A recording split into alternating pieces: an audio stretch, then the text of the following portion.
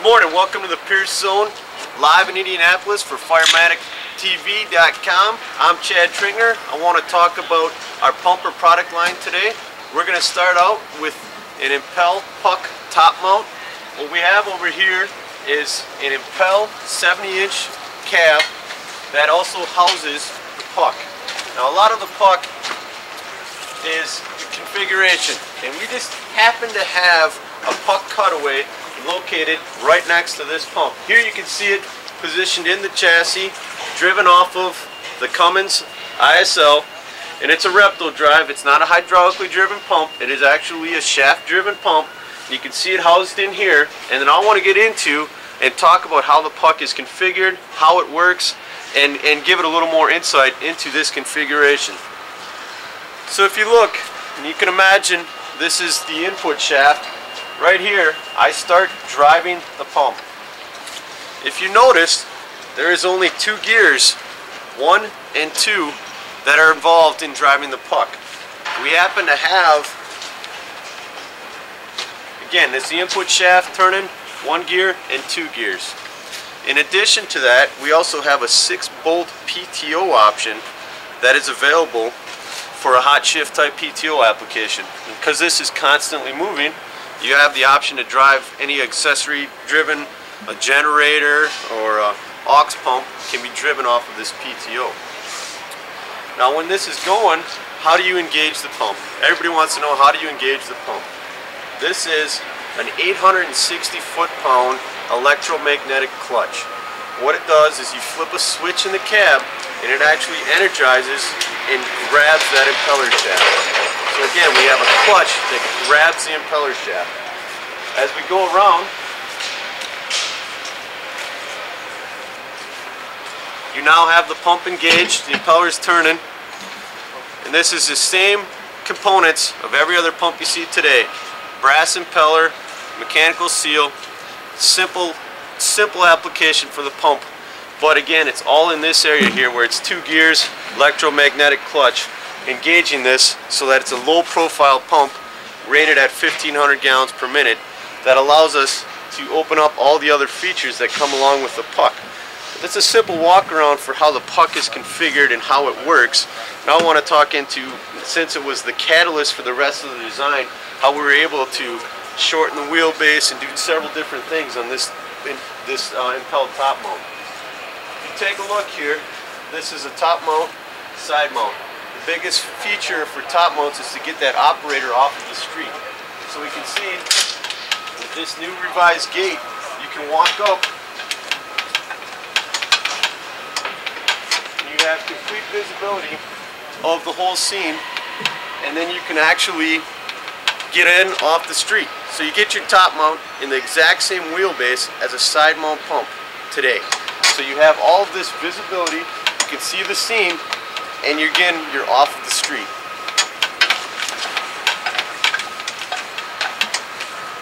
And this gate swings shut just like your screen door, so when you're up there, you don't have to worry about pulling it shut. It's spring loaded to come back to you. It's just another safety factor with that. Now I talked, this is a 189-inch pumper body, meaning it's not full height. It's standard depth compartmentation. This is a simple, what we call a brass compartment. Associated, you can put any of your brass equipment, any of your stuff for fire suppression, your nozzles, of any of that can mount on here, some fire picks, some axes, can all be put on here and then sealed away. And it's a brass compartment because it's immediately next to your scene. As we go around, we have 4 air bottle storage right over the fender well with a large over the wheel well compartment configured with pegboard for miscellaneous mounting, and then a shelf. At the back, we also have more equipment mounting and a breaker box for the generator. So it's a large variety of equipment can be mounted back there, and you can see that the breaker box is put in a recessed fashion so it doesn't interfere with the compartmentation associated with this design. Also on top, you'll notice we have the option for some hard suction hose storage to be put up there because there's a catwalk up there. So we have the hard suction hose storage and some little light towers. we work our way around to the rear, one of the things you'll notice, this unique access ladder that allows you to get up to the rear of the truck. If you take a look at this, this mimics how you would actually use a ladder if you were doing anything on your house. You can lean it up against what you want to work on, and you walk up it ergonomically, you grab, you can get right into your hose bed. And you have complete access to get in there, and it's really easy to get through there.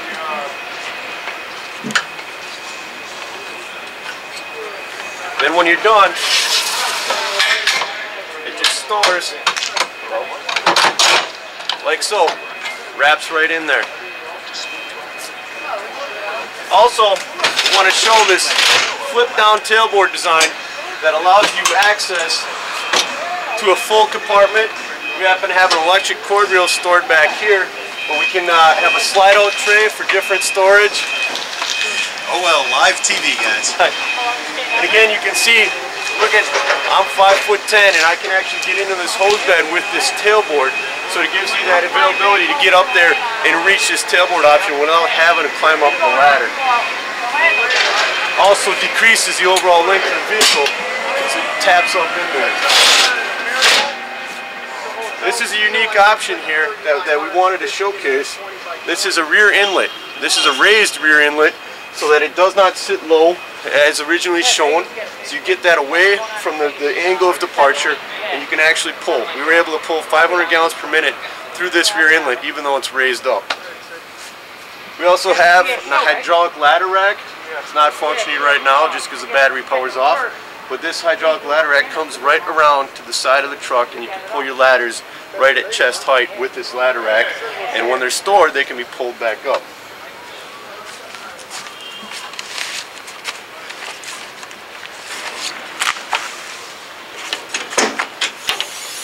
Again, you can see on this side, this is just a full compartment that can be configured any way the department wants. It doesn't have the pegboard on here. In addition, we also have the 4 more bottles, so we have 8 air bottle storage compartments on this unit. In addition to that, we have the jump-off compartment. Now this is basically a 5-foot by 5-foot compartment that allows complete whatever you want, whatever your department wants to do, we can be configured with this. This is showing 3 different shelves with a partition here for some different storage. We also have access for the hydraulic ladder rack, so we actually thought ahead and actually configured you so you could service and maintain your hydraulic ladder rack. And again, this is the jump off compartment. You get off the back of your cab and you jump in here. You can put any of your EMS equipment or however you want to configure it, but it's a 5-foot by 5-foot box that's 26 inches deep.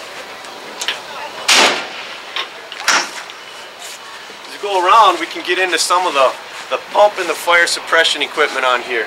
This is shown with a 4-inch discharge and a 2.5, 6-inch, and then we have our access to our water strainer. But one of the unique things we want to show is look at how easy it is to get into this pump pit, to do any maintenance on a pump.